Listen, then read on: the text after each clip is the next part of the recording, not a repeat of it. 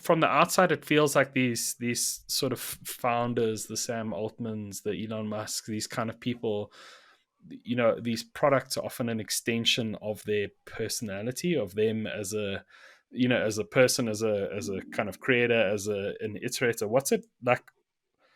What did you learn kind of iterating with people like that you can then apply back to a company like, say, Dropbox, which is, a much bigger, much more set, not set it, but it's not like a single perspective. There's an entire company and an entire product suite and a branding agent, like a marketing agency. It's like a completely different thing. The folks that you're mentioning like have substantial teams of like really fucking smart, talented, experienced people who are kind of that we're working with, and there is like, it does get fed up the ladder, and like there is some back and forth and some things we need to react to, and it's not always at the perfect time in the process. I think what we learn from those situations is just how to be really resilient, how to be really flexible,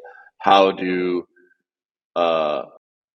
just go with the flow and like make something good without the training wheels of our design process when it comes to like, like I said, going through our, I'm sure most studios do, strategy to, concepting to execution to launching. When you don't have a ton of time, you gotta shoot a lot of arrows to hit, to figure out where the target is. And that's our way of kind of compensating for that, putting a bunch of talented designers on it, coming up with a bunch of directions and showing them to people who are kind of like, I need to see it. I need to just kind of see it, and then we can go from there. And that's our way of like narrowing. Obviously, like half of them immediately are just like, nope, can't do that for XYZ reason. And then it just helps us get the ball rolling. It helps us narrow in and hone in.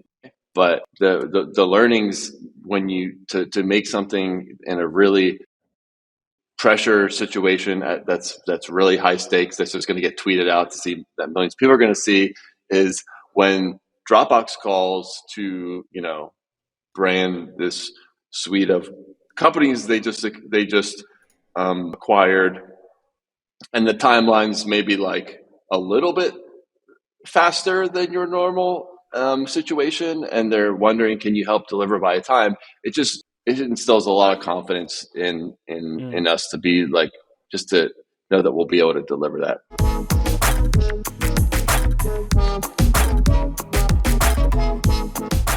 When you're dealing with the far future, differentiation is not difficult because there's nobody else out here. Like nobody else is making this thing. So it's not like I'm another bank and I now need to convince you that I'm different. Or, like buy my shoe. I know there's 100 shoes, but this one's really special.